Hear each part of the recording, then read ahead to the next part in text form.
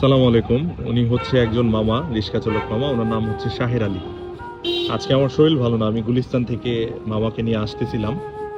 তো মামার সাথে সপ্তাহখানেক আগে একটি ঘটনা ঘটে গেছে, মামার মুখ থেকে শুনবো আমরা। হ্যাঁ মামা বলেন। মালিবাগ রেলগেটের ওই পারে বাজারের এই সাইডে ধরেন আমি দাঁড়িয়ে আছি, একজন আছে বলতেছে মামা মালিবাগ ওই মসজিদ গলিতে যাবা। আমি বললাম যাবো না কেন, চলেন। বলছে আপ ডাউন। আমি বলছি ঠিক আছে চলেন। ওখানে নিয়ে গেলাম, মালিবাগ মসজিদ গলিতে নিয়ে যায়।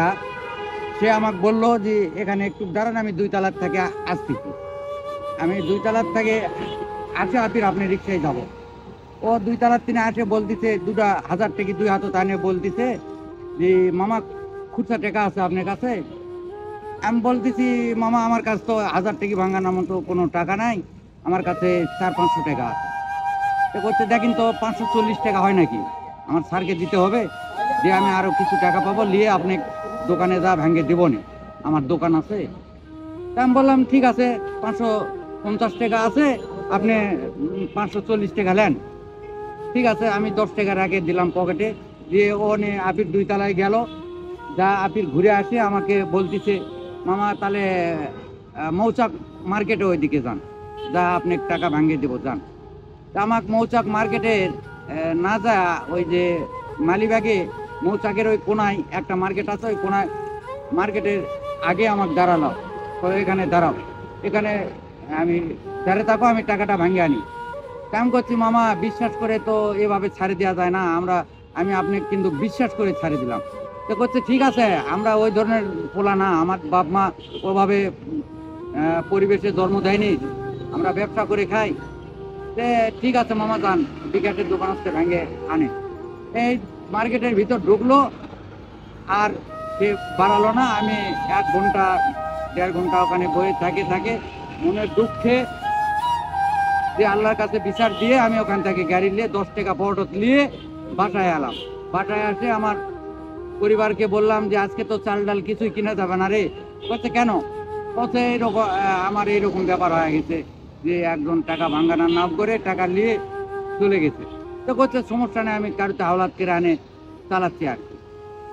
এই অবস্থা। আসলে মামা একজন প্রতারকের খপ্পরে পড়ছিল, ভালো মানুষ, এবং উনি ওই দিন ভাড়া রিক্সা ট্রিপ মেরেও হচ্ছে ভাড়াটা বাসায় নিয়ে যেতে পারেনি। এবং আমি উঠার পরে মামা আমাকে কথাটা বলতেছিল, তখন শুনে মনে হলো যে একটা ভিডিও করে আমার যেহেতু পেজ আছে আমি আপলোড করব। তো এইখান থেকে যে আর্নিংটা আসবে আমি মামাকে ইনশাল্লাহ বুঝিয়ে দিব। মামা আপনার মোবাইল নাম্বারটা আমাকে একটু বলেন। 01732 78 72 40। এটা হচ্ছে ওনার কন্ট্যাক্ট নাম্বার। আমি ভিডিওটা থেকে যে আর্নিং আসবে ইনশাল্লাহ আমি মামাকে বুঝিয়ে দিব। চিন্তা করবেন না মামা, আপনার বিশ্বাস আপনি মানুষকে করে যাবেন।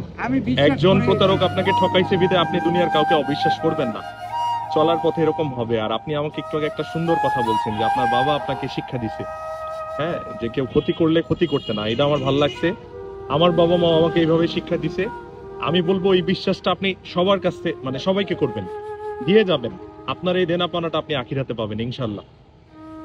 তো কষ্ট রাখবেন না মনে বাবা। না কষ্ট রাখিনি মামা, কষ্ট রাখলে কি আমরা গাড়ি চালাতে পারি? না, আমার ওই দিনটা কষ্ট হয়েছে। ওই দিনটা আমার সারাদিন আমি গাড়ি চালে, আমি যে 1 প্যাক বিড়ি কিংবা একটা সিগারেট কিংবা একটা ডিম কিনে খাবো, সে পকেটে আমাকে যদি বলতো যে মামা আপনি 100 টাকা রাখেন, এই 450 টাকা দেন, তাও তো আমার মনটা তাও শান্তি পেত যে 100 টাকা আমার পকেটে আছে, কিন্তু 10 টাকা আমার পকেটে। আচ্ছা যাক, চিন্তা ভাবনা করবেন না, ওপর আল্লাহ আপনার পাশে আছে, সবসময় ভালো রাখবে, সুস্থ থাকবেন। আমিও দোয়া করি কোনো এক চলার পথে আপনার সাথে আমারও দেখা হবে। নাম্বারটা রইলো, আমি ফোন দিব। আসসালামু আলাইকুম।